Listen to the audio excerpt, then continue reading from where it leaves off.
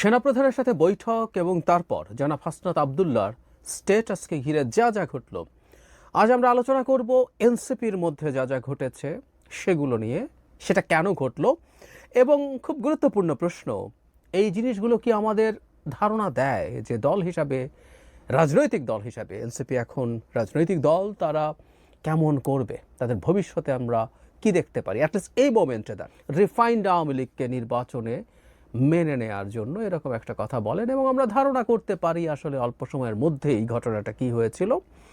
পরবর্তীতে এটা নিয়ে প্রচুর আলোচনা আছে এবং আমরা ইঙ্গিতে বুঝতে পারি এটা আসলে সেনাপ্রধানের সাথেই বৈঠকটা হয়েছিল। তারপরে নেত্র নিউজ একটা নিউজ করে, যেখানে সেনা আন্তঃবাহিনী যে যোগাযোগ রক্ষা করে, যে পাবলিক যে কমিউনিকেশন করে আইএসপিআর, তাদের কিছু সূত্রের উদ্ধৃতি দিয়ে কিছু মন্তব্য আসে এবং সেটা সেনা সদর প্রতিবাদ করেনি। তাতে আমরা বুঝতে পারি যে এটা এন্ডোর্স করছে। সেখানে আমরা জানতে পারি সেনাপ্রধান আসলেই হাসনাত এবং সার্জিসের সাথে কথা বলেছিলেন এবং সেখানে আওয়ামী লীগ প্রসঙ্গে এসেছিল। এরপর জনাব সার্জিস আলম একটা স্ট্যাটাস দেন যাতে ফ্যাক্টসগুলো মোটামুটি একই থাকে, কিন্তু ট্রুথ, আমি আগেও বলেছি যে জনাব হাসনাত এটাকে যেভাবে ফ্রেম করার চেষ্টা করেছেন বা তার আন্ডারস্ট্যান্ডিং যেমন ছিল, জনাব সার্জিসের understanding was a bit different. যে এটা কোনো চাপটাপ ছিল না, তিনি বলছেন যে উনি অনেক বোল্ড ছিলেন, কিন্তু এটা আসলে তার অপিনিয়ন তিনি জানাচ্ছেন, এইভাবে বলা হচ্ছিল। এরপর ইনফ্যাক্ট এই দলটার মধ্যে যা যা ঘটলো এবং জনাব হাসনাত যা বলেছেন, যা করেছেন, সেটার সব কিছু নিয়েই আমরা একটু কথা বলতে চাই। একটা বিস্তারিত রিপোর্ট এসছে ডেলি প্রথম আলোতে। সেনাপ্রধানের সাথে বৈঠক নিয়ে হাসনাত ও সার্জিসের ফেসবুক পোস্টে দলে অস্বস্তি, অসন্তোষ। এর মধ্যে সবচেয়ে বড় বোমাটা ফাটিয়েছেন জনাব হান্নান মাসুদ, কারণ এখানে বেশ কিছু তথ্য আমাদের সামনে আসছে এই রিপোর্টে, যেগুলো আসলে তাদের অভ্যন্তরীণ একটা গ্রুপে আলোচনা হয়েছে বা তাদের কোনো কোনো নেতা নাম প্রকাশে অনিচ্ছুক হয়ে জানিয়েছেন। কিন্তু জনাব হান্নান মাসুদের এই মন্তব্যটা জনাব সার্জিসের স্ট্যাটাসের পর এটা অনেকেরই দৃষ্টি আকর্ষণ করেছে। তিনি বলছেন, উনি জ্যেষ্ঠ যুগ্ম সমন্বয়ক, তিনি বলছেন এসব কি ভাই, পাবলিকলি বলছি দুজনের একজন মিথ্যা বলছেন, এটা চলতে পারে না। মানুষ এনসিপিকে নিয়ে যখন স্বপ্ন বুনছে তখন এভাবে এনসিপিকে বিতর্কিত করা কাদের এজেন্ডা? একদম উনি আবার বলছেন, প্রকাশ্যেই বলছি। জনাব হান্নান মাসুদের কি এভাবে প্রকাশ্যে বলার উচিত হয়েছে? বা দুজনের একজন মিথ্যা বলছেই, ইজ ইট দ্যাট? আমরা একটু যদি আলোচনা করে নেই, ঘটনা এগুলো ঘটেছে, চিফ যেভাবে বলেছেন এটা সার্জিসের কাছে মনে হতেও পারে যে এটা কোনো চাপ না, এটা তার অভিমত তিনি জানাচ্ছেন। আবার একই বক্তব্য আমাদের পারস্পরিক আন্ডারস্ট্যান্ডিংয়ে কারো কারো কাছে মনে হতে পারে যে এটা চাপ এবং উনি আমাকে জোর করছেন। এটা পারসেপশন ভ্যারি করতে পারে, কারণ সার্জিসও কোনো ডিফারেন্ট কোনো ফ্যাক্ট সামনে আনেননি। হাসনাতের কোনো বক্তব্যকে উনি কিন্তু মিথ্যা বলেননি, ঘটনাগুলো সব একই ঘটেছে। সো দলের একজন গুরুত্বপূর্ণ সদস্য হিসেবে হান্নান মাসুদকে আমরা চিনি, এই মুভমেন্টে হান্নানের মানে এই গণঅভ্যুত্থানে তার রোলের কথা জানি, এই দলেও উনি খুবই গুরুত্বপূর্ণ হয়ে উঠেছেন। কিন্তু তার এই মন্তব্যটা এইভাবে প্রকাশ্যে করা অদ্ভুত, অবিশ্বাস্য মনে হতে পারে, বাট ইট হ্যাপেন্ড। আবারও বলছি, কেন হচ্ছে সেগুলো আমরা খুঁজে দেখার চেষ্টা করব। এর মধ্যে যেটা হয়েছে, হোয়াটসঅ্যাপ গ্রুপে অনেক আলোচনা হয়েছে, এর মধ্যে নামই আছে যে খালেদ সাইফুল্লাহ নামের একজন নেতা লিখেছেন, গুটি কয়েক ব্যক্তি তাদের ব্যক্তিগত চিন্তা প্রসূত কথাবার্তা কোনো ধরনের সাংগঠনিক সিদ্ধান্ত ছাড়াই বাইরে প্রকাশ করছেন, ব্যক্তিগত রাজনীতি হাসিলের জন্য যখন যা কিছু করে বেড়াচ্ছেন, সেগুলো যে স্ববিরোধী হয়ে যাচ্ছে সেটি নিয়ে তাদের কোনো উদ্বেগ নেই। এখানে একটা কথা উনি গুরুত্বপূর্ণভাবে বলেছেন, ব্যক্তিগত রাজনীতি হাসিলের জন্য। ইম্পর্টেন্ট, এটা আমরা মনে রাখবো, আমি সেই জায়গায় আসবো। যদি সেলিব্রিটি ফেস, কন্ট্রোভার্সি আর পপুলিজম দিয়ে রাজনীতি করতে চান, তাহলে আমাদের পার্টি থেকে বাদ দিয়ে টিকটকারদের এনে বসিয়ে দেন। বুঝতে পারছি আমরা। আরেকজন বলছেন, একটি দলের সদস্য হয়ে ব্যক্তিগত জনপ্রিয়তা অর্জনের রাজনীতি করবেন না, দলের কথাও ভাবতে হবে। আরেকজন লিখেছেন, গত সাধারণ সভায় আলাপ উঠেছিল ডেকোরামের কেউ যাতে হুটহাট ফেসবুকে পোস্ট না দেয় এবং নিজেরা আরও বেশি অ্যালাইন হয়, কিন্তু কে শুনে কার কথা? এখানে আরেকজনের নাম সাইফুল্লাহ হায়দার, আমাদেরকে ডেকে আপনারা জানিয়ে দিন, আমরা অনেক পপুলিস্ট, এভাবেই রাজনীতি করব, ইচ্ছা হলে থাকেন, না হলে চলে যান। আরেকজন লেখেন, দল গোল্লায় যাক, ওনারা অলওয়েজ লাইমলাইটে থাকতে হবে। আমরা মন্তব্যের প্যাটার্নকে খেয়াল করছি, আমরা খুব বেশি এই আলোচনায় ঢুকছি না। এই প্রেক্ষাপটে জনাব হাসনাত আবদুল্লাহর স্ট্যাটাসকে শিষ্টাচার বহির্ভূত বলেছেন নাসির উদ্দিন পাটোয়ারি। এটা আসলে বলা হয়তো জরুরিও ছিল, কারণ সেনাপ্রধানের বিরুদ্ধে যেই ভাষায় স্টেটাস দেওয়া হয়েছে সেটা নিশ্চিতভাবেই তাদের দল এবং দলের প্রতি একটা নেগেটিভ পারসেপশন বিভিন্ন দিকে তৈরি হয়েছে, বিশেষ করে সেনাবাহিনীর মধ্যে অসন্তোষ তৈরির চেষ্টা থাকতে পারে। জনাব পাটোয়ারি এটাকে একটু কঠোর ভাষাতেই বলেছেন, মানে দলের মধ্যকার, মানে জনাব পাটোয়ারির মতো মানুষও আমি জানি না জানতেন কি না যে ধরনের একটা মিটিং হয়েছে, যিনি দলের খুবই গুরুত্বপূর্ণ একজন সদস্য। আমি পরপর দুদিন নাগরিক পার্টির এনসিপির দুজন গুরুত্বপূর্ণ নেতার সাথে টকশোতে ছিলাম, দুটো ভিন্ন চ্যানেলে, এবং প্রকাশ্যেই একটা টকশোতে প্রকাশ্যেই এনসিপির নেতা বলেছেন যে এটা কোনোভাবেই তাদের দলের সিদ্ধান্ত নয়। আমি অবশ্য এখনও এনসিপির অফিসিয়াল কোনো স্টেটমেন্ট অ্যাবাউট হাসনাত আবদুল্লাহর স্টেটাস আমার সামনে অন্তত আসেনি। এটা দেরি হচ্ছে তাদের, এটা আসলে যদি না এসে থাকে এটা আরও আগেই ক্ল্যারিফাই করা দরকার ছিল, কারণ দল এটাকে কীভাবে দেখছে। তো তিনি অন রেকর্ড বলেছেন যে এটা আসলে দলের দল এটাকে এন্ডোর্স করছে না এবং দলের পক্ষ থেকেও তারা সেখানে যাননি। তাহলে আমরা খেয়াল করি মোটা দাগে তাহলে ব্যাপারটা এই দাঁড়ালো, হাসনাত সার্জিস আলাদাভাবে যোগাযোগ করে, মানে তাদেরকে ধরে টরে নিয়ে গেছে বা ডেকে নিয়ে গেছে এরকম না, তারা যোগাযোগ করে সেনাপ্রধানের সাথে দেখা করেছেন, তারা এই আলাপগুলো করে এসছেন, অথবা তাদেরকে যদি সমন করে নিয়েও যাওয়া হয় বা আমন্ত্রণ করে নিয়েও যাওয়া হয়, এই প্রত্যেকটা পদক্ষেপ অন্তত তাদের একটা কোর কমিটি আছে, সেই কমিটির জানার কথা ছিল যে আমাদেরকে ডাকা হয়েছে, আমরা যাচ্ছি, কী বিষয়ে আলোচনা হতে পারে, কি বলবো আমরা, কি করব, তাদের একটা যাওয়ার আগেই একটা বৈঠক হওয়ার কথা ছিল, হওয়া উচিত ছিল খুব স্বাভাবিকভাবেই। সেটা তারা করেননি, তারা গেলেন, তারা এসে এমনকি ফেসবুক স্ট্যাটাসে দেওয়ার আগ পর্যন্ত সম্ভবত খুব গুরুত্বপূর্ণ অনেকেই জানতেন না তারা এই কাজটা করেছেন। মানে তো অবিশ্বাস্য ব্যাপার, দুজনের একজনও অন্তত কোর কমিটি, আমরা এখনও জানি না তাদের ডিসিশন মেকিং কীভাবে হয়, আমি ধরে নিচ্ছি তাদের একটা কোর কমিটি আছে যেটার কথা তারা বলেন সেটাই নেয়, ফিরে এসেও অন্তত তাদেরকে তো ব্রিফ করার কথা ছিল, তারপর সেটা নিয়ে কী করবেন না করবেন। নট অনলি দ্যাট, এত বড় একটা ব্যাপার ফেসবুকে দেওয়ার জন্য জনাব হাসনাত আবদুল্লাহর কিন্তু দলের সাথে আলোচনা করা দরকার ছিল। উনি কি করেছিলেন? আচ্ছা, যদি করে থাকেন এবং দল যদি বলে স্ট্যাটাস দাও, কোর কমিটি বা টপ যে লিডারশিপ আছে তারা, তো ভয়ঙ্কর কথা। তাহলে এই দল কি মনে করে, একটা রাষ্ট্র, একটা স্টেট কীভাবে ফাংশন করে, রাজনীতি কীভাবে করতে হয়, কী বোঝে তাহলে? আর যদি দল না জেনে থাকে, সেই দলের দুজন মুখ্য সংগঠকের একজন এবং জরুরি কথা সবচেয়ে পরিচিত ফেসদের একজন এইরকম একটা ভয়ঙ্কর অভিযোগ নিজে নিজে দিয়ে দিলেন, নিজে নিজে এরকম করে ফেলা যায়, এবং তার বিরুদ্ধে কোনো ব্যবস্থা, কোনো পদক্ষেপ নিচ্ছেন তারা।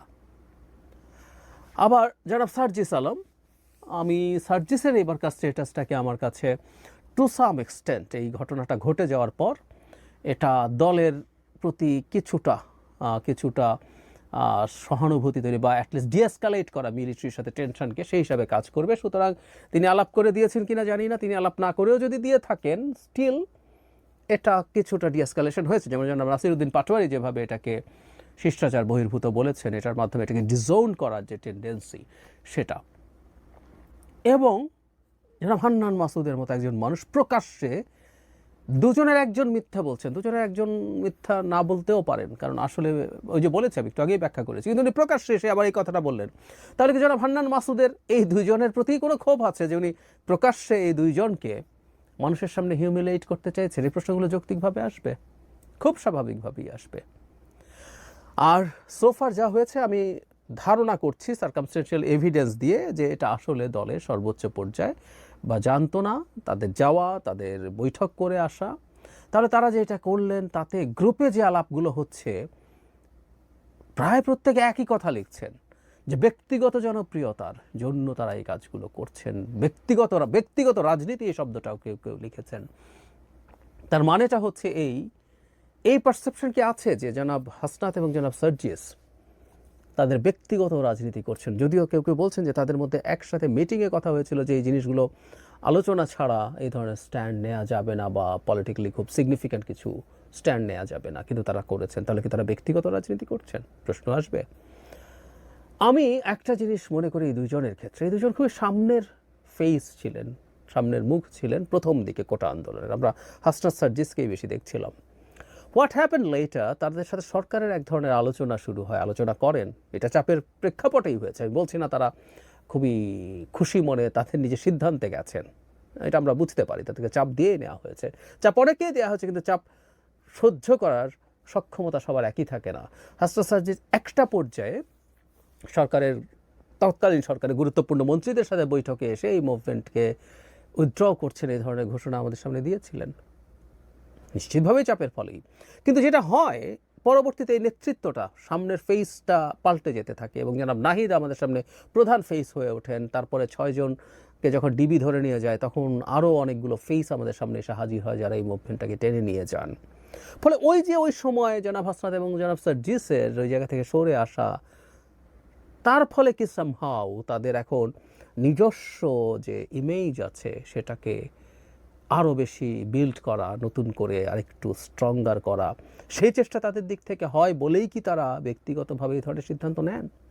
আমরা জনাব হাসনাত এবং জনাব সার্জিসকে অনেক সময় দেখেছি অনেক জায়গায়, আমি এগুলোর ব্যক্তিগতভাবে ভিডিও করেছি, অনেক বক্তব্য দিচ্ছেন, অনেক জায়গায় চলে যাচ্ছেন যেখানে আসলে মানে একটা সময় ছিল যে কখনো কোনো জায়গায় যাওয়া, ঝামেলা মেটানোর চেষ্টা করা, এগুলো হয়তো দরকার ছিল, কিন্তু শেখ হাসিনার পতন এবং পালিয়ে যাওয়ার কয়েক মাস পরও তাদের এই ধরনের চর্চাগুলো ছিল, ফলে তাদের এই মনোযোগ ধরে রাখতে হবে, মনোযোগ আকর্ষণ করতে চান, এই ধরনের একটা মন্তব্য যে তাদের গ্রুপে এসছে, এটা হতেও পারে ওই কারণে, তাদের ওই যে ব্যাকগ্রাউন্ডটা আছে সেটার কারণে, could be, I really don't know, হতে পারে।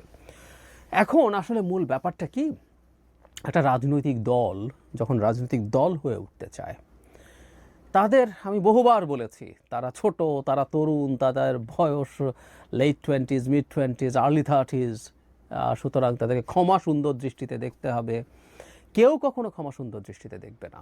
একটা দলের খুব গুরুত্বপূর্ণ একজন সদস্য সেনাপ্রধানের সাথে বৈঠক করে তিনি একটা প্রাইভেট আলোচনাকে এভাবে প্রকাশ্য করে দিয়েছেন,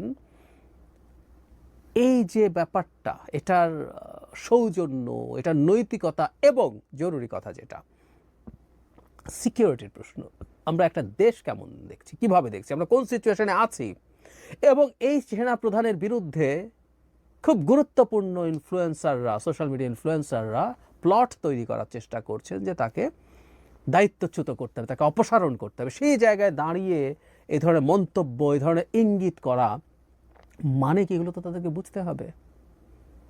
তারপর দলের মধ্যে আমরা যা দেখছি আসলে একজন একজনের বিরুদ্ধে সামহাও লেগে আছেন এবং এক একজন আসলে এক একভাবে নিজের প্রতি মিডিয়ার মনোযোগ ধরে রাখার চেষ্টা করছেন। যদি ইনফ্যাক্ট আমাদের দূর থেকে ব্যাপারগুলো এরকমই মনে হতে পারে, মনে হয়, তাহলে আসলে রাজনীতি এনাদেরকে দিয়ে হবে এটা মনে করার কোনো কারণ নেই। এমনিতেই এই দলটাকে নিয়ে প্রচুর সমালোচনা শুরু হয়েছে, তাদের এক্সট্রাভ্যাগেন্ট বিভিন্ন ক্ষেত্রে নানান রকম প্রোগ্রাম, তাদের যাওয়া, এই যে আমি যখন ভিডিওটা রেকর্ড করছি তার আগে একটা নিউজ হচ্ছে জনাব সার্জিস উড়োজাহাজ থেকে নেমেছেন, একটু খুব বেশি এক্সপেন্সিভ কিছু না, এবং সময় বাঁচিয়ে উড়োজাহাজে যাওয়া, যে দ্যাটস ফাইন, উনি তার প্রাইভেট জেটে যান নাই, কিন্তু প্রায় 150 গাড়ির বহর নিয়ে, শতাধিক তো বটেই, অনেক জায়গায় দেখা যায় প্রায় 150 গাড়ির বহর নিয়ে তিনি গেছেন। এরকম নানান ইস্যুতে বিরাট এক্সপেন্সিভ ইফতার পার্টি, তাদের অফিসের এক্সপেন্স নিয়ে আলোচনা আছে, এটা নানান ক্ষেত্রে তারা হেলিকপ্টারে করে জানাজা পড়তে যাচ্ছেন, এরকম নানান রকম ইস্যু যখন থাকে তখন আসলে এই সমালোচনা চলে। তার মধ্যে তাদের ইন্টারনালি তাদের মধ্যে আসলে লিস্ট একটা কোহেশন, একটা পলিটিক্যাল পার্টির মধ্যে নিজেদের মধ্যে এক ধরনের সম্পর্ক থাকতে হবে, নিজেদের পরস্পরের মধ্যে ব্রাদারহুড থাকতে হবে, কমরেড ফিলিং থাকতে হবে। আমার ভাই ভুল করে ফেলেছে, হাসনাত যদি ভুল করে, হান্নান মাসুদ প্রকাশ্যে সেগুলো নিয়ে কথা না বলে, হান্নান মাসুদদের উচিত এটাকে অন্তত প্রকাশ্যে, রাজনীতি এরকমই, প্রকাশ্যে সেগুলোর অন্তত একটা তাকে সেভ করার চেষ্টা করা। বকাছকা যে কথা উনি লিখেছেন এগুলো নিয়ে যদি তার প্রশ্ন থাকে, ঝগড়াঝাটি থাকে, সেগুলো ভেতরে করবেন, কিন্তু না, তারা প্রকাশ্যে এগুলো করছেন।